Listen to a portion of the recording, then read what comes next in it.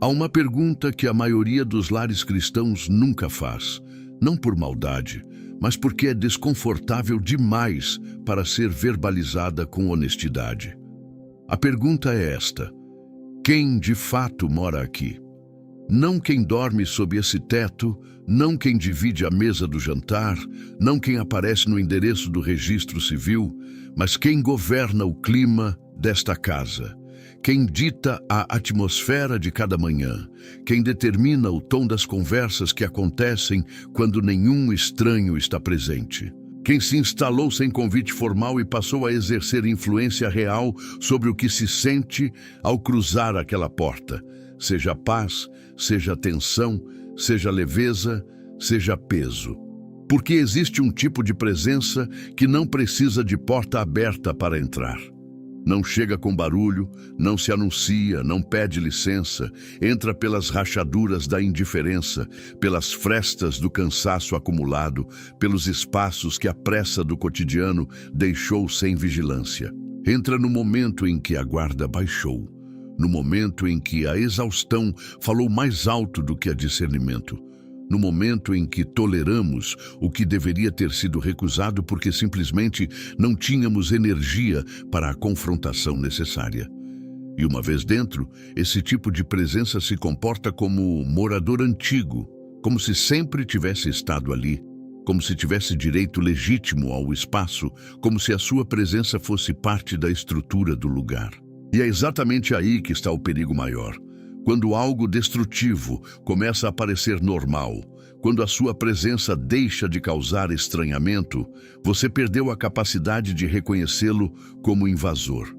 A Escritura tem uma linguagem específica para isso, e ela aparece em Provérbios 14:1 com uma precisão que desacomoda profundamente.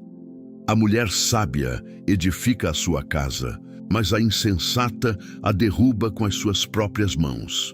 O detalhe que ninguém deveria passar em branco está na expressão "com as suas próprias mãos". A casa não foi derrubada por um inimigo externo. Não houve invasão violenta, não houve ataque frontal, não houve guerra declarada vinda de fora.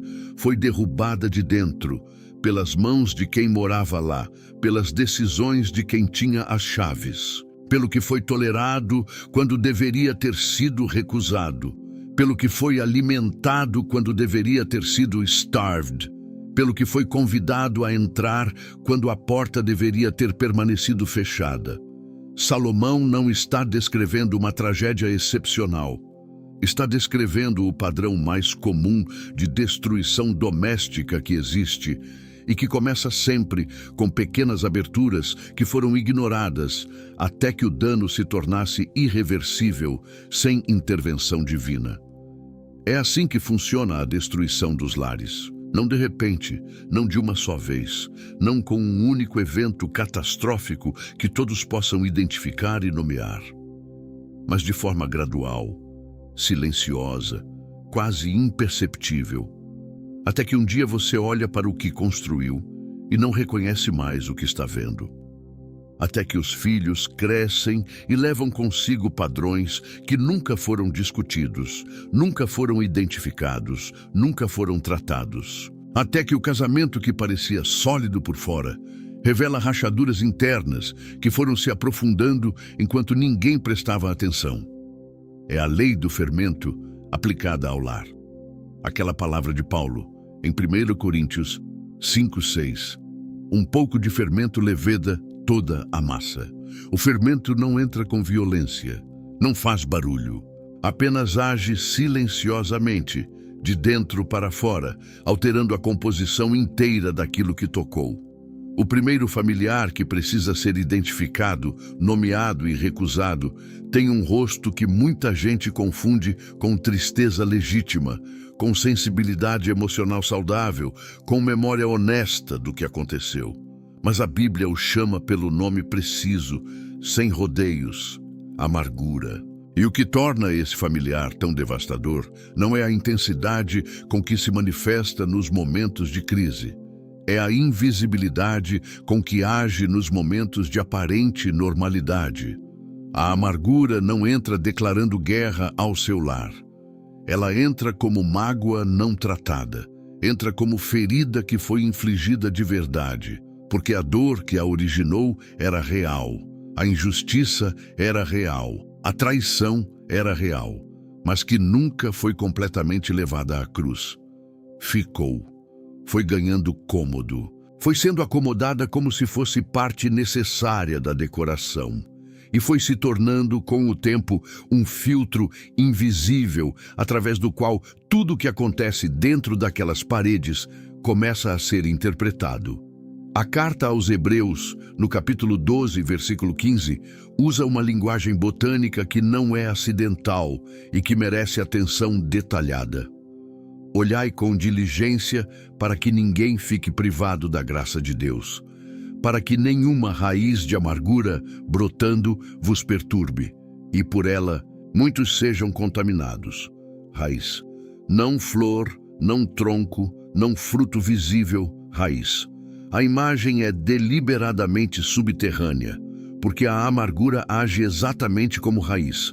Cresce por baixo, no escuro, onde ninguém vê, enquanto a superfície ainda parece relativamente normal. Você olha para aquela família e vê pessoas funcionando, indo ao culto, cumprindo as rotinas domésticas, e não consegue ver que por baixo de toda aquela aparência de normalidade existe uma raiz que vai sugando a saúde espiritual do solo inteiro. E então o texto diz, brotando, uma palavra que indica processo, progressão, tempo que passa antes que o problema emerja à superfície com violência suficiente para ser reconhecido. E conclui com algo que deveria nos paralisar completamente. Por ela muitos sejam contaminados. A amargura de uma única pessoa dentro de um lar não fica contida nessa pessoa. Ela contamina o ambiente inteiro. Ela altera o clima. Ela muda a qualidade do ar que todos os outros membros da família respiram todos os dias. O texto não diz que a amargura pode contaminar. Diz que contamina. É a afirmação, não possibilidade. O clima da casa muda. As palavras perdem a brandura que deveriam ter. Os olhares ficam mais pesados do que as situações exigiriam. Os filhos absorvem aquilo que não conseguem nomear, mas que sentem com uma precisão que nos surpreenderia se soubéssemos. Eles não têm vocabulário para dizer, existe amargura não tratada aqui. Mas sentem o peso, sentem a tensão, sentem que algo por baixo de tudo não está resolvido. E um dia reproduzem, nos próprios casamentos, nas próprias famílias que vão construir, o mesmo padrão que respiraram por anos, sem jamais ter entendido de onde vinha. Há um momento específico na vida de José que ilumina isso com uma força que pouquíssimas histórias da Escritura conseguem igualar. Não o José da túnica colorida, não o José que interpreta sonhos no Egito, mas o José do capítulo 50 de Gênesis, quando o pai havia morrido e os irmãos, tomados pelo terror de que agora finalmente a vingança viria com toda a força de um segundo homem mais poderoso do Egito, foram se prostrar diante dele, oferecendo-se como escravos. Eles esperavam julgamento. Esperavam que os anos de poder acumulado fossem utilizados para ajustar as contas históricas. E José chorou, não de raiva represada que finalmente transbordava, de compaixão genuína, e disse algo que só pode ser dito por alguém que fez a escolha deliberada de não deixar a amargura construir morada permanente. Quanto a vós outros, intentastes o mal contra mim, porém Deus o tornou em bem. Gênesis 50, 20. Isso não é resignação piedosa, não é negação da dor ou fingimento de que o poço não existiu, de que a escravidão não doeu, de que os anos de prisão foram fáceis de atravessar. É uma decisão teológica, a decisão de interpretar a história através da soberania de Deus e não através da ferida. José escolheu que Deus fosse o centro gravitacional da narrativa, não a ofensa dos irmãos. E essa escolha é exatamente o que o seu lar precisa que você faça agora, não como performance espiritual exibida diante de outros, como ato de fé real e deliberada diante de Deus. Porque enquanto existir mágoa não entregue, mágoa do cônjuge, do pai, da mãe, do amigo que traiu, da liderança que decepcionou, do filho que se afastou, essa mágoa vai governar o clima da sua casa de forma invisível, mas absolutamente real. E nenhuma decoração nova, nenhuma rotina doméstica bem estruturada, nenhuma aparência cuidada de normalidade vai mudar o que está acontecendo no nível espiritual mais profundo. A raiz continua crescendo, mesmo quando a superfície parece apresentável. Existe uma distinção que a palavra nos obriga a fazer entre ter sido ferido e escolher que a ferida vire identidade. A ferida pode ter chegado sem que você tivesse qualquer culpa. A injustiça pode ter sido completa e documentável. A traição pode ter sido real e devastadora. Ninguém está negando isso. Mas existe uma diferença imensa entre ter sofrido uma injustiça e construir a fundação do seu lar sobre o ressentimento que essa injustiça gerou.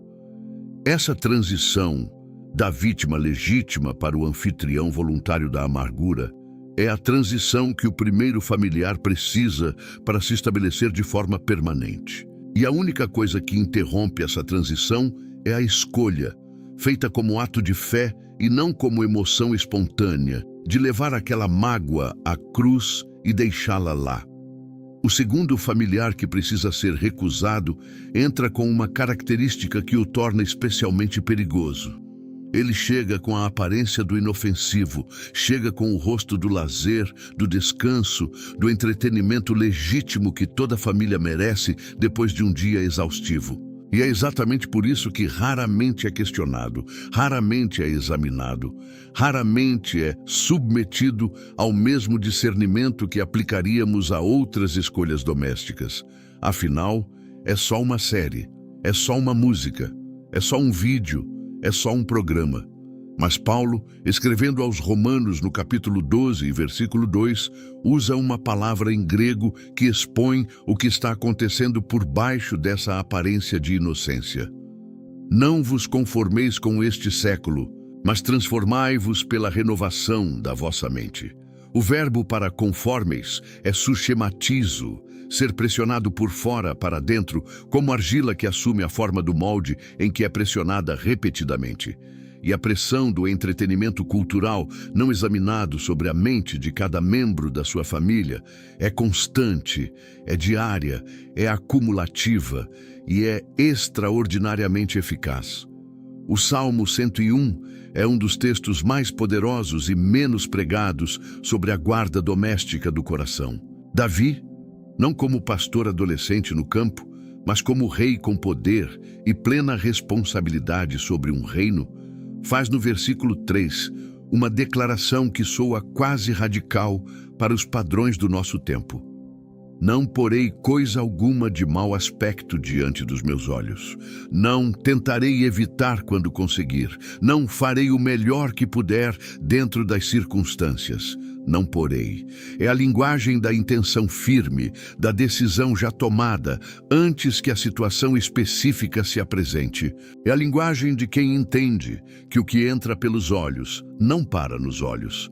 Desce para o coração, desce para os valores profundos, desce para as expectativas sobre a vida, desce para os desejos que vão governar as escolhas feitas nos momentos de pressão. E no versículo 7 do mesmo Salmo, Davi completa com uma frase que vai além da sua aplicação original. Aquele que usa de engano não habitará no meio da minha casa. Davi estava falando de pessoas, de conselheiros, de servos, de companheiros, mas o princípio se estende com precisão cirúrgica a todo o conteúdo que convidamos para habitar o interior do nosso lar através das telas. Tudo aquilo que carrega engano, que normaliza o que Deus chama de abominação, que seduz a mente gradualmente para longe da santidade, sem que ninguém perceba a sedução acontecendo. Isso não é entretenimento neutro que pode ser consumido sem consequência. É um hóspede com agenda própria. É um educador que entra pela sala de estar e faz o trabalho que você não sabe que está sendo feito. A pergunta que precisa ser feita não é: isso é explicitamente proibido pela Bíblia? Porque essa pergunta é fácil de responder de forma que justifique quase qualquer consumo. A pergunta que a palavra nos força a fazer é mais incisiva: isso está me formando para Cristo ou me deformando para o mundo? Está cultivando nos meus filhos uma visão de vida que se alinha com o reino de Deus? Ou está plantando, dia após dia, uma narrativa sobre relacionamentos, sobre identidade, sobre valores, sobre o que é normal e o que é desejável, que contradiz sistematicamente o que a palavra ensina? Porque existe uma lei que a Escritura enuncia com consistência absoluta e que não tem exceção para a família cristã. Somos formados por aquilo com que alimentamos a nossa atenção ao longo do tempo. Provérbios 23:7 diz: porque como imagina em sua alma, assim ele é. O que você pensa ao longo de anos de pensamento habitual define o que você se torna. E o que você pensa é profundamente influenciado pelo que você escolhe contemplar com consistência. Portanto, o que entra pelos olhos e pelos ouvidos no ambiente doméstico dia após dia não é neutro, é formativo, é constitutivo. É definitório do tipo de pessoa que cada membro da sua família está se tornando, quer você perceba, quer não perceba. Ló é o espelho bíblico mais perturbador para essa realidade. A Escritura registra que ele tinha fixado as suas tendas até Sodoma. Gênesis 13:12. Não foi uma decisão repentina de se mudar para o meio da corrupção. Foi progressivo, foi gradual, foi uma série de escolhas pequenas que foram levando em direção ao ambiente errado. Primeiro ficou próximo, depois estava dentro. E Pedro, comentando sobre a experiência de Ló séculos depois, em sua segunda carta, usa uma linguagem que é ao mesmo tempo reveladora e angustiante. Diz que Ló tinha a sua alma justa angustiada de dia em dia. 2 Pedro 2:8. A consciência estava funcionando. O alarme interno estava soando. Mas o conforto, o hábito estabelecido, o custo percebido de mudar, prevaleceu sobre o sinal da consciência. E quando Sodoma foi destruída, ele perdeu tudo que havia construído naquele ambiente, incluindo a mulher que olhou para trás, porque o coração ainda pertencia ao que deveria ter sido deixado para trás.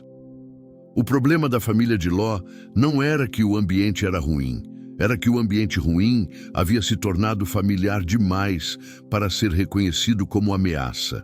E é exatamente isso que o segundo familiar faz quando se instala no lar através das telas. Ele dessensibiliza. O que antes causava desconforto passa a causar indiferença. O que antes seria claramente rejeitado passa a ser compreensível no contexto.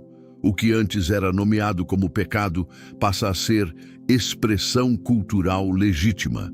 E a consciência, que deveria funcionar como alarme protetor, vai sendo calibrada progressivamente para o silêncio.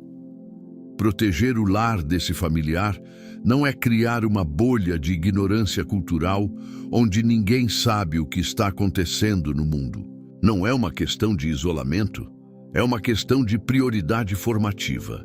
É garantir que a palavra de Deus tenha mais peso formativo sobre a mente dos seus filhos do que as vozes que competem por essa formação através das plataformas de entretenimento. É que quando seus filhos precisarem, um dia, tomar decisões reais sobre identidade, sobre relacionamentos, sobre fé, sobre quem eles querem ser, a voz mais familiar que soar internamente seja a voz que você plantou deliberadamente, e não a voz que entrou enquanto a guarda estava baixa. Isso exige conversas. Exige que os pais assistam junto com os filhos e façam as perguntas certas.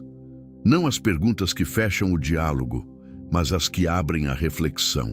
Exige que o acesso às plataformas seja um assunto tratado com a mesma seriedade com que se trata outros aspectos da formação da criança. Porque filho que recebe apenas proibição sem entendimento vai buscar o conteúdo proibido fora, no espaço onde os pais não têm influência.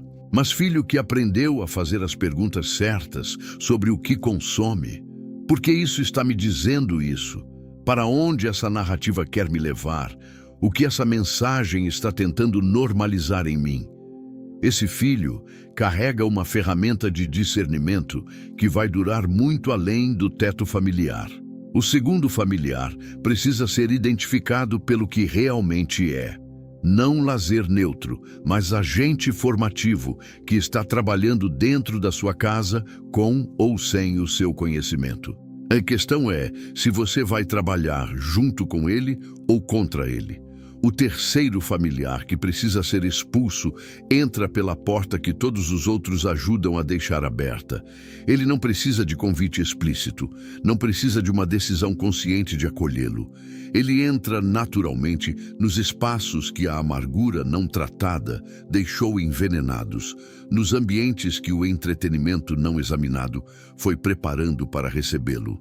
E uma vez instalado, ele tem uma capacidade que nenhum dos outros possui com a mesma eficiência. A capacidade de sugar toda a energia espiritual do lar, sem que ninguém consiga identificar exatamente por que a casa está pesada, por que todos estão cansados, porque a paz que a família diz acreditar não é a paz que a família realmente experimenta. Esse familiar se chama ansiedade crônica.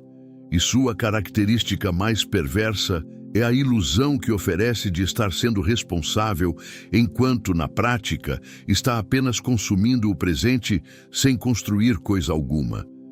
Jesus dedicou uma sessão inteira do Sermão do Monte, não um versículo isolado, mas um bloco prolongado de ensino, para tratar especificamente desse familiar. Em Mateus 6, a partir do versículo 25, ele diz algo que é simultaneamente mandamento e revelação. Não andeis ansiosos pela vossa vida.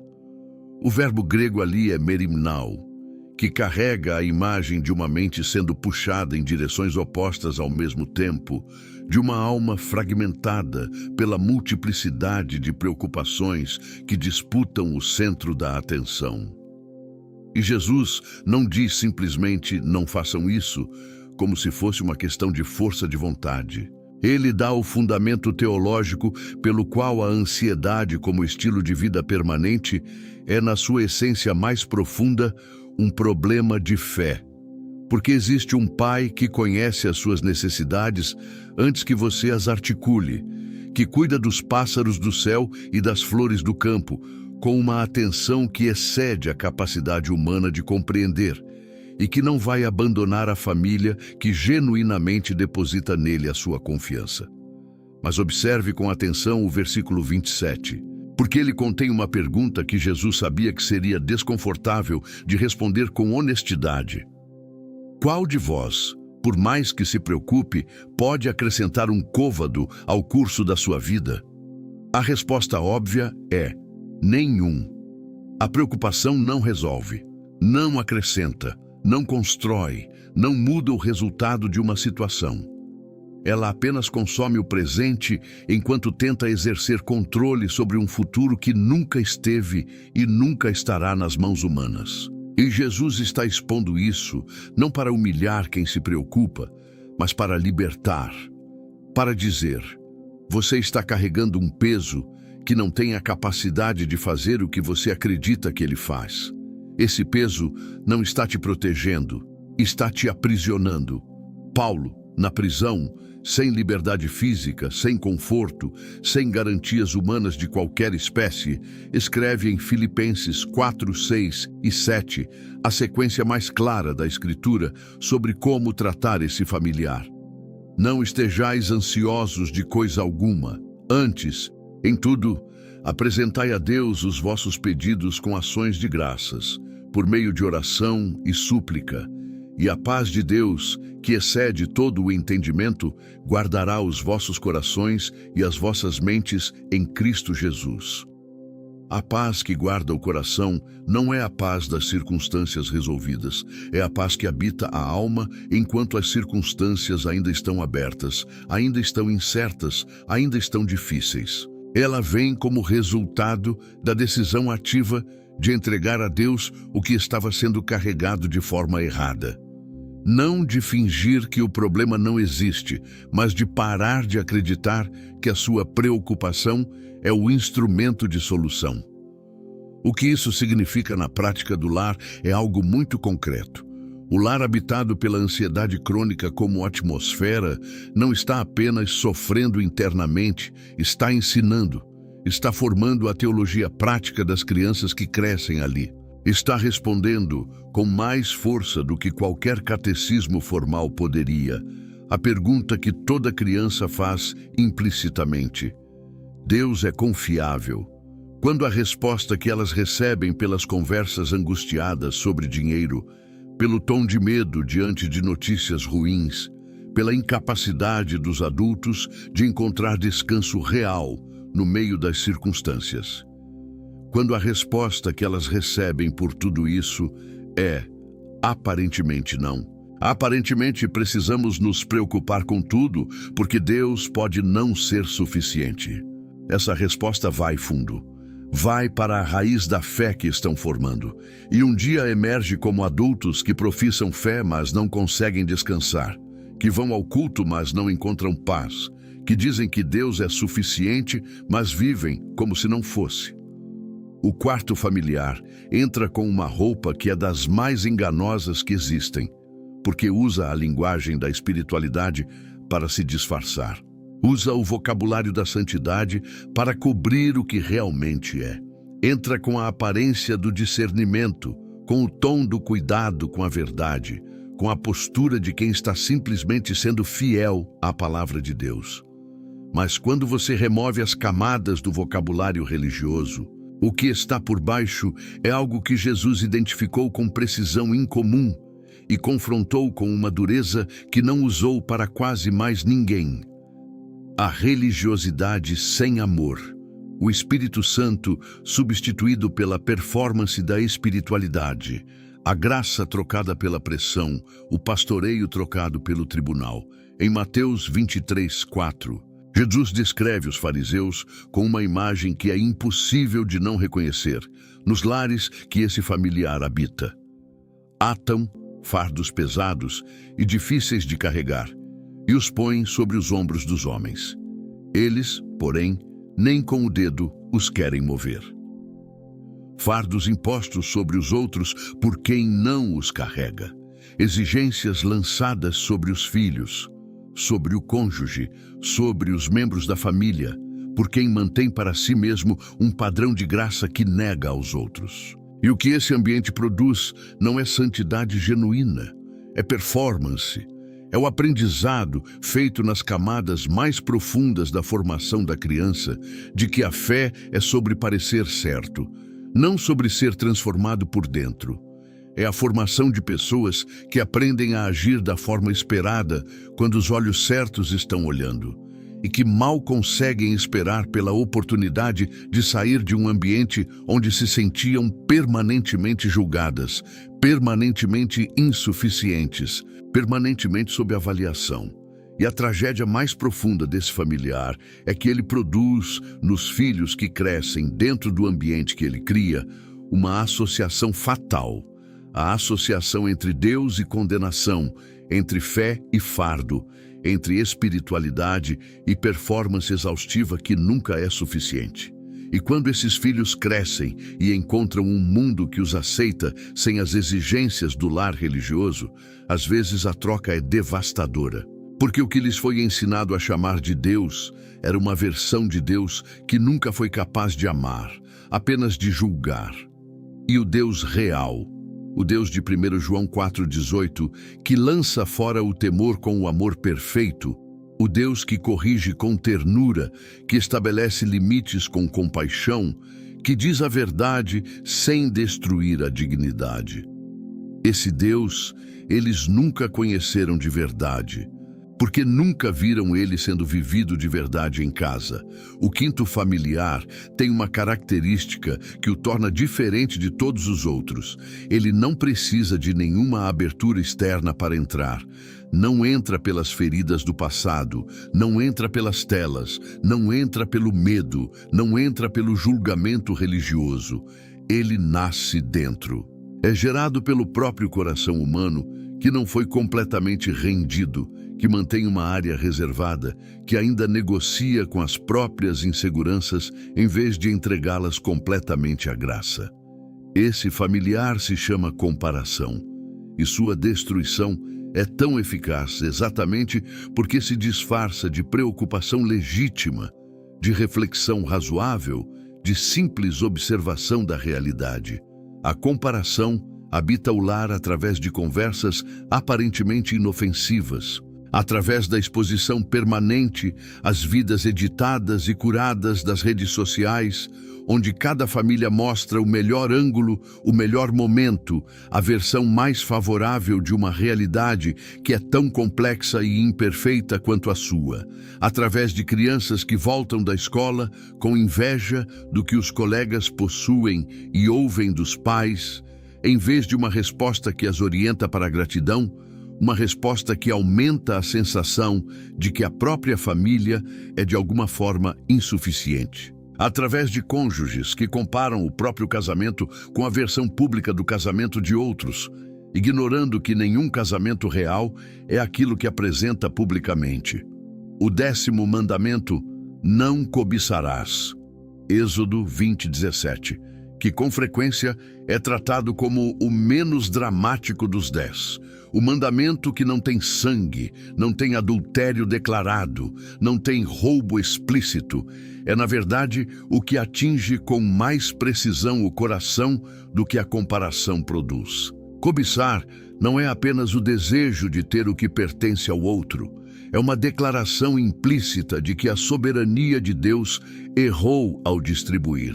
É dizer, sem pronunciar as palavras, que o meu lar está errado e o do outro está certo, que a minha história é insuficiente e a do outro é completa, que Deus foi injusto comigo e generoso com o outro.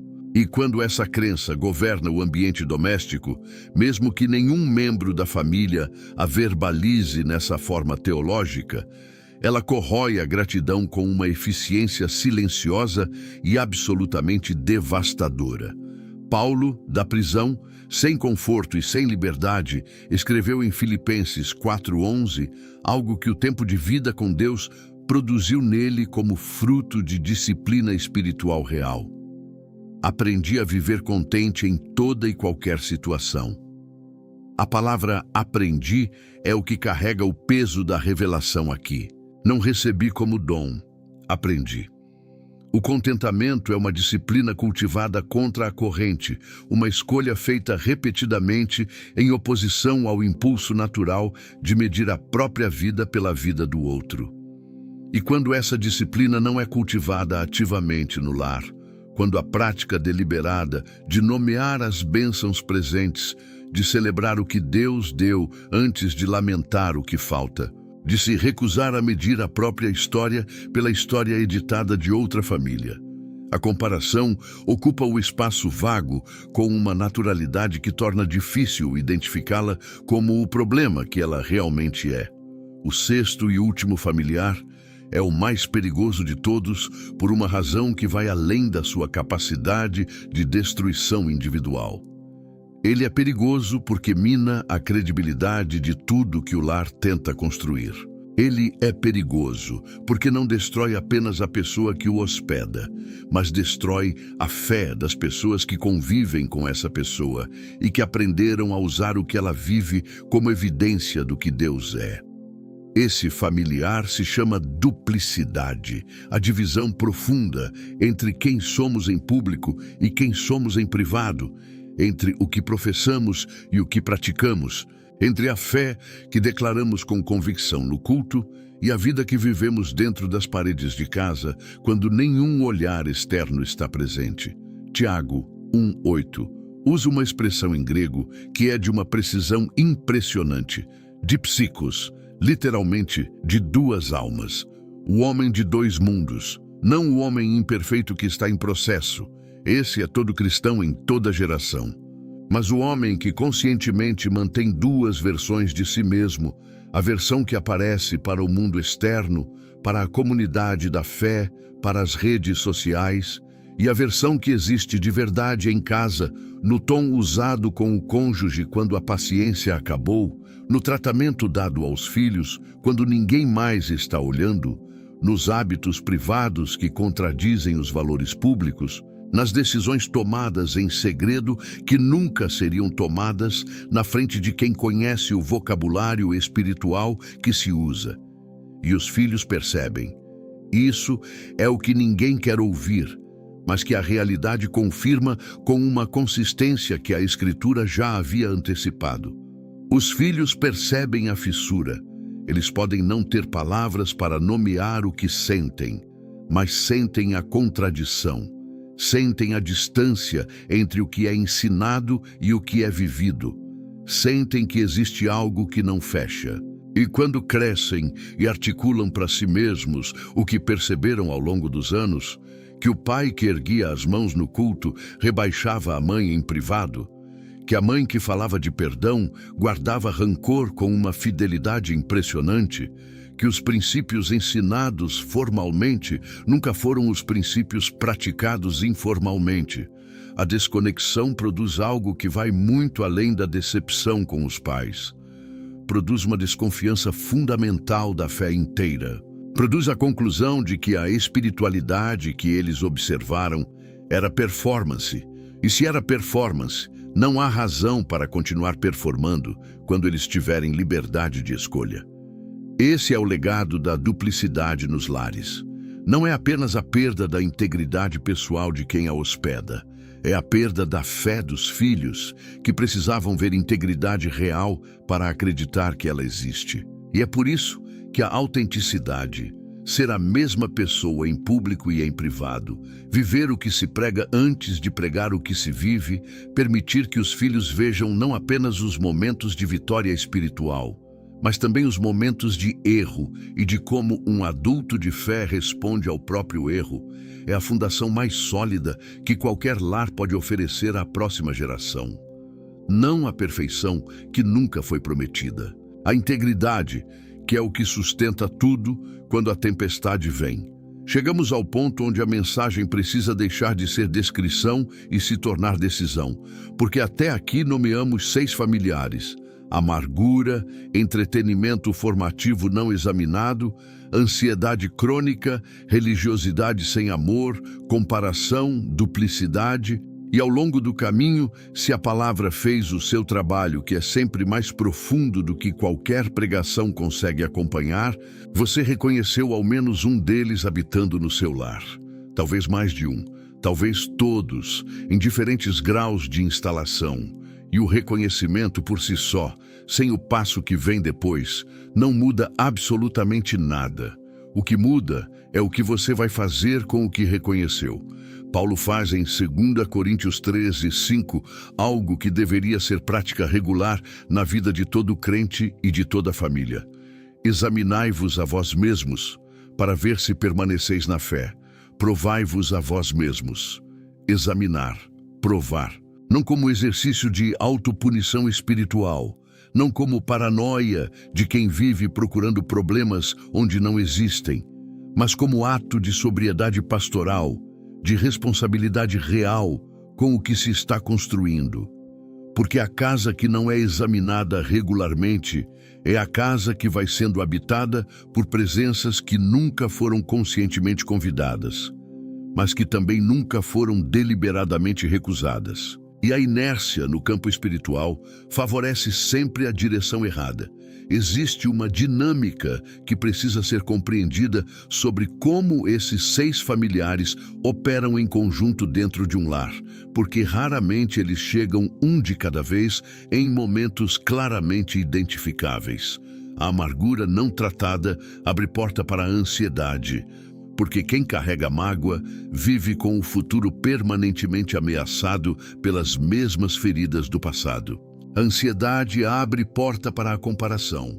Porque quem vive em estado interior de carência permanente, instintivamente, mede a própria vida pela dos outros que parecem ter o que falta. A comparação alimenta a religiosidade sem amor. Porque quem se sente cronicamente insuficiente, muitas vezes compensa, julgando com dureza desmedida a insuficiência dos outros. A religiosidade sem amor prepara o terreno para a duplicidade, porque ninguém consegue viver indefinidamente sob a pressão de ser espiritualmente perfeito sem criar uma versão privada que escapa da vigilância. E a duplicidade retroalimenta a amargura. Porque viver dividido é exaustivo, e a exaustão de manter duas versões de si mesmo produz uma irritabilidade e uma reatividade que eventualmente busca culpados externos para o desconforto interno. Eles funcionam como sistema, entram em cadeia, reforçam-se mutuamente, e quando qualquer um deles está presente há muito tempo, os outros encontram um solo que já foi preparado para recebê-los. É por isso que tratar apenas um sintoma isolado, sem examinar o padrão inteiro, raramente produz a transformação duradoura que o lar precisa. É possível trabalhar o perdão da amargura e ainda manter a ansiedade intacta. É possível restringir o entretenimento e ainda manter a duplicidade operando com toda a força. A transformação real do lar não é cirurgia em um único órgão, é renovação do organismo inteiro. E o Deus que a Escritura revela não é um Deus que oferece essa renovação em parcelas pequenas a lares que primeiro se consertam sozinhos. É o Deus que entra na desordem, que não espera ordem para agir, que não exige perfeição como pré-condição de presença. Lucas 19 conta que Jesus parou diante de Zaqueu, cobrador de impostos, homem com história de exploração documentada, pessoa que nenhum líder religioso da época visitaria voluntariamente, e anunciou: "Hoje me convém pousar em tua casa." Lucas 19:5. Não depois que a casa fosse arrumada, não depois que a reputação fosse restaurada. Hoje, nesta casa, neste estado. E a presença de Jesus transformou o que nenhuma exigência externa havia conseguido transformar. Transformou o coração de onde saíam todas as decisões. A restituição e a generosidade de Zaqueu não foram pré-condição, foram consequência. Isso é o que está disponível para o seu lar agora. A presença de Deus não espera que os familiares errados já tenham saído para entrar. Ela é o que torna possível expulsá-los. Mas ela requer uma abertura que você precisa fazer conscientemente. Requer que você pare de manter as portas para o que está destruindo, enquanto fecha a porta para o que quer reconstruir. Requer que a decisão de Josué, quanto a mim e a minha casa, serviremos ao Senhor, Josué 24:15, deixe de ser um versículo emoldurado e se torne uma declaração com consequências práticas. Essa declaração de Josué foi feita num momento de crise de identidade coletiva para Israel. O povo estava sendo chamado a escolher, e Josué não disse, "Vamos votar", e não disse, "Cada um decide por si". Ele disse, "Na minha casa isso já está decidido. Não negociamos isso toda manhã. Não revisamos essa escolha a cada nova pressão. Está decidido." E é essa postura de quem compreende que o lar tem uma direção espiritual que precisa ser afirmada com autoridade pastoral, não apenas desejada com um sentimento religioso, que os lares cristãos precisam recuperar com urgência. A transformação real do lar começa com uma conversa que foi adiada por muito tempo. Não a conversa com o cônjuge, embora essa seja necessária. Não a conversa com os filhos, embora essa chegue. A conversa com Deus, a conversa honesta, sem a camada protetora do vocabulário religioso, sem a performance da oração, que soa bem, mas não diz a verdade.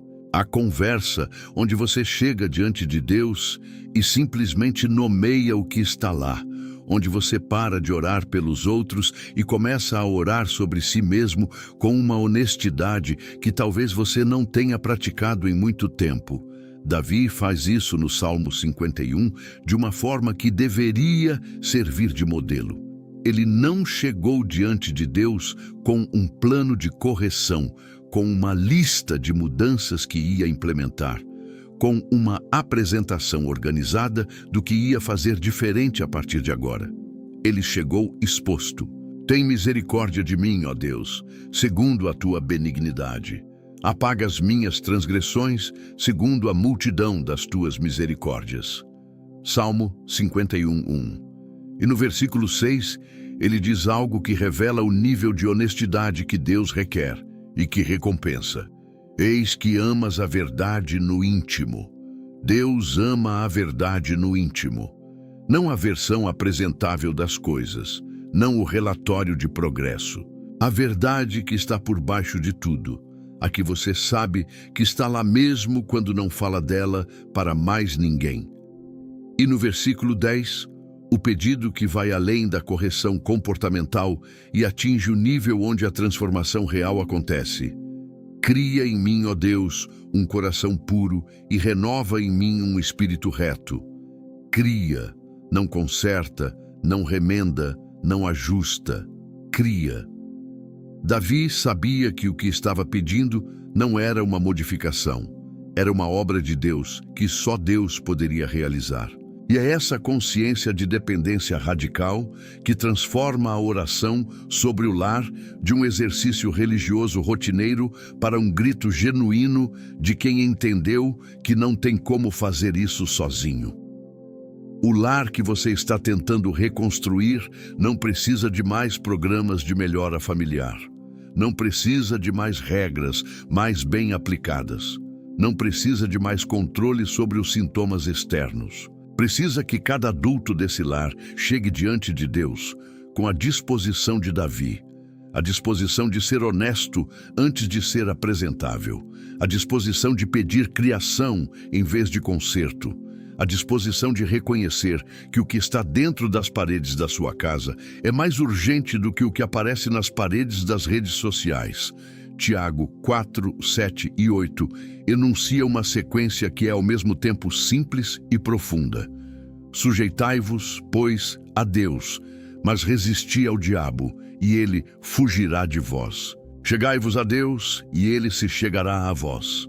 Limpai as mãos, pecadores, purificai os corações, vós que sois de ânimo duplamente dividido. A sequência começa com sujeição. Não com a luta direta contra os familiares errados, não com um esforço concentrado de vontade para expulsá-los um por um. Começa com a sujeição a Deus, porque a resistência eficaz ao que é errado vem como consequência da submissão ao que é certo. Você não expulsa a amargura lutando contra a amargura, expulsa preenchendo o espaço com o perdão que a sujeição a Deus torna possível.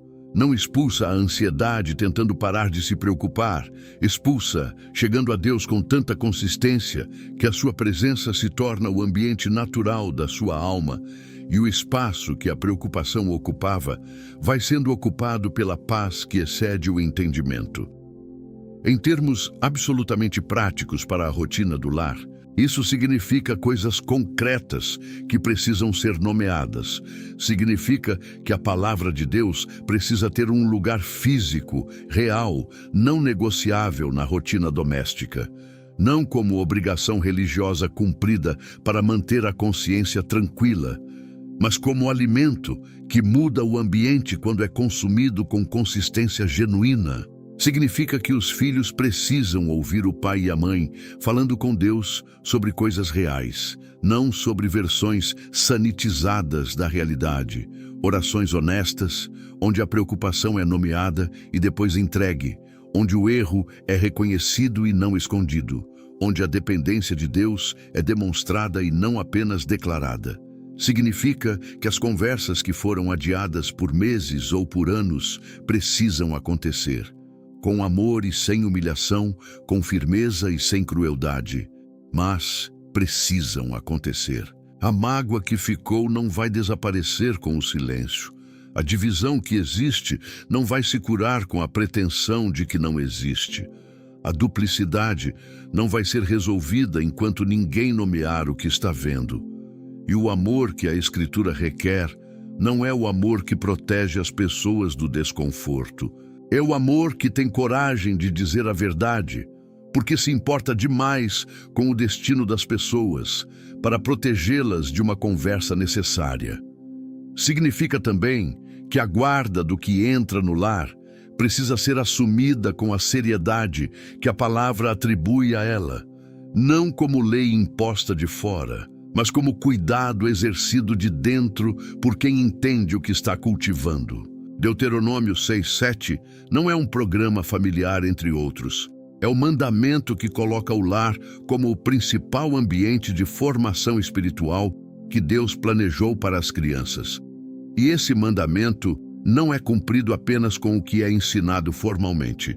É cumprido ou descumprido pelo que é vivido cotidianamente, pelo que é celebrado, pelo que é tolerado, pelo que é nomeado como importante e pelo que é tratado como irrelevante.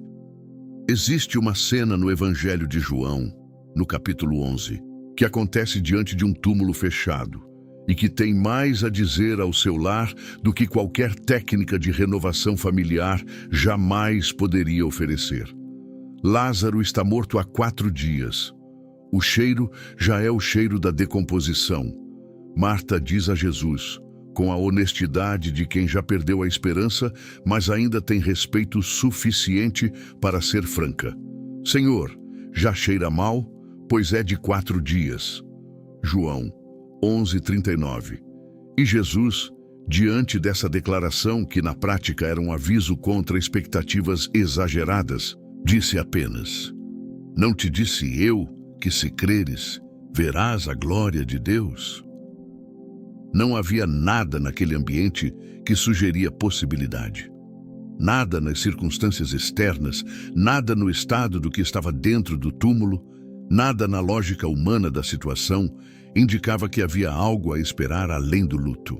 E foi exatamente nesse ambiente, no ambiente mais fechado, mais definitivamente encerrado, mais irrecuperavelmente perdido que se poderia imaginar, que Jesus falou com autoridade ao que estava morto, e o que estava morto respondeu. Isso é o que a palavra quer que você entenda sobre o seu lar. Não importa quanto tempo os familiares errados estiveram lá. Não importa quanto dano foi feito, quanto foi perdido, quanto ficou destruído durante o tempo em que as portas erradas estiveram abertas. O Deus que chamou Lázaro do túmulo não precisa de ambiente favorável para agir. Precisa apenas de uma fé que não feche a pedra antes que ele ordene que abram.